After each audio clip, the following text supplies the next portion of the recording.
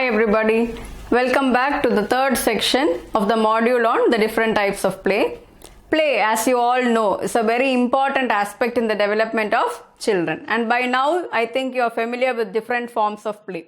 In this section, you will understand some more types of play which are equally important in the growth and development of the individual. So after studying this module, you will be able to understand and realize the key characteristics of some different types of play, know the benefits of the importance of the different types of play which we will be seeing in this chapter, and organize such age appropriate play activities for children. So in this section, we will study about sensory motor play, practice play, language play, games with electronic gadgets, traditional play, competitive play, social play and games.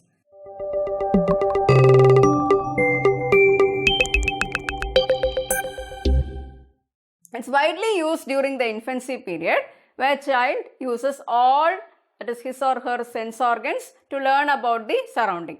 During infancy, any situation for that matter can stimulate their sense organs, and each and everything of that kind becomes an object of play.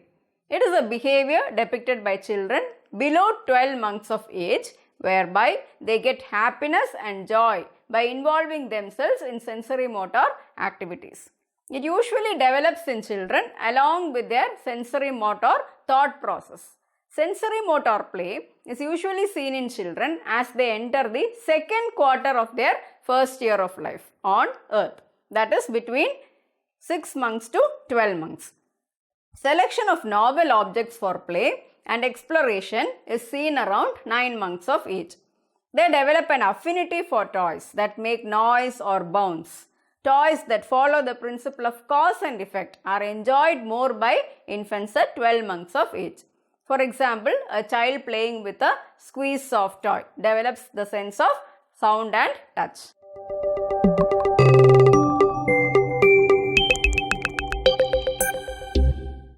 Practice play is one where children learn new skills by repetitive behavior. Through repetition, they also develop mastery of the skills by perfecting their coordination, which is very essential for them to excel in games and sports. This kind of play does not vanish off as the child grows, but remains throughout a person's life, wherein we keep learning new skills and perfecting them through practice. This kind of play is more common in preschool years, wherein children engage in a play that involves jumping, sliding, twirling, throwing balls or other objects are all seen during the primary school years. For example, when a child is engaged in activities such as running race, sliding, jungle gym, throwing and catching balls and the like, children practice the skills they learnt, and this apart, they also develop their social skills and have an opportunity for more interactions.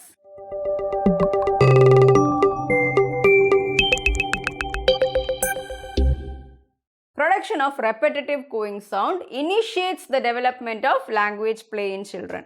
This is followed by using their voices, sounds and words for entertainment and communication in children. Invention of new words, practicing rhymes and becoming miniature comedians and responding to everything with a knock-knock joke are all part of growing up. Grammar is used by children for play.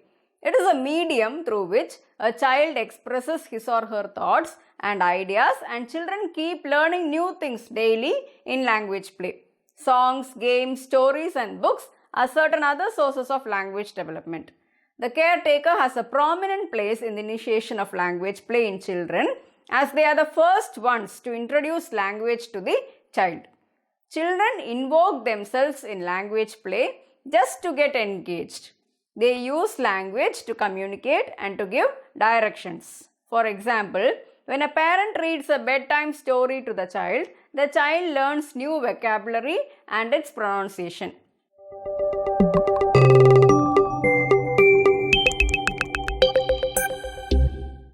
Majority of the world has been captured by the games in these gadgets, which includes people of all ages from infancy to adulthood.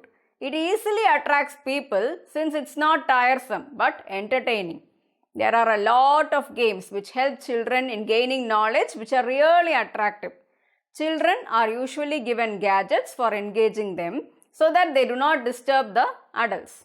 But as these increase, the child's development reduces with time, since the child does not move around. Not only that, this kind of game is addictive and has its own ill effects on children if it is used for a long period of time.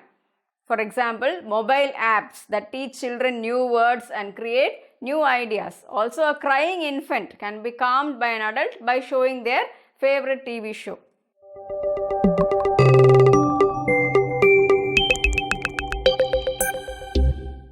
Each geographical area has its own traditional games according to their culture. People make toys for kids with locally available materials, which children learn from their adults. Here, the child develops their cultural knowledge along with socialization. For example, games such as gilli danda etc. are played by children, which helps the children engage themselves socially in their neighborhood and their peers.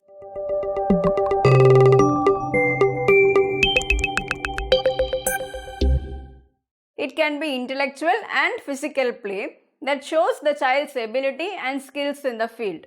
Children get to know their own ability when compared to other children through competitive play. Competitive play helps a child to understand that not all games are being played to be won. They develop their sense of social interaction, resilience ability, and the ability to control their emotions. For example, when a child is involved in competitive games, the child develops the ability to understand that failure is a part of life and it gives one an experience. It helps the child to cope up with failures and rise again, thereby improving their mental health too. Such children are found to be better in their later lives.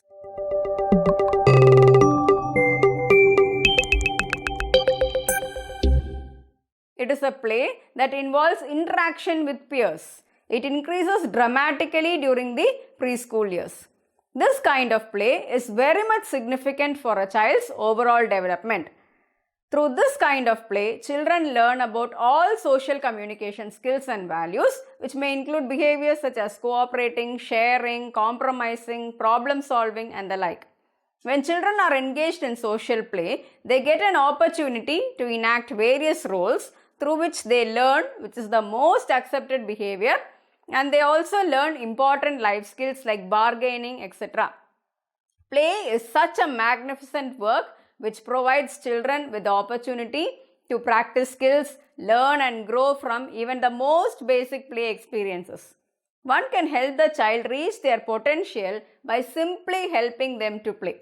For example, when children get engaged in social games, they learn and understand the behavior of other people and also how to respond and react to them, and also come to know what type of behavior is expected from them.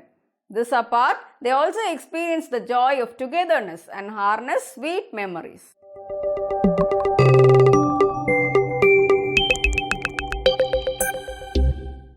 Games are activities that are engaged in for pleasure, and this includes rules. They often involve competition too. During the pre-gang years, children may begin to participate in social games which involve the application of simple rules of turn-taking behavior and the like. However, games take on a much stronger role in the lives of elementary school children. Examples of games may include all activities that have rules applied to it, which can start from simple running race, frog race, to all kinds of games like you have basketball, badminton, etc.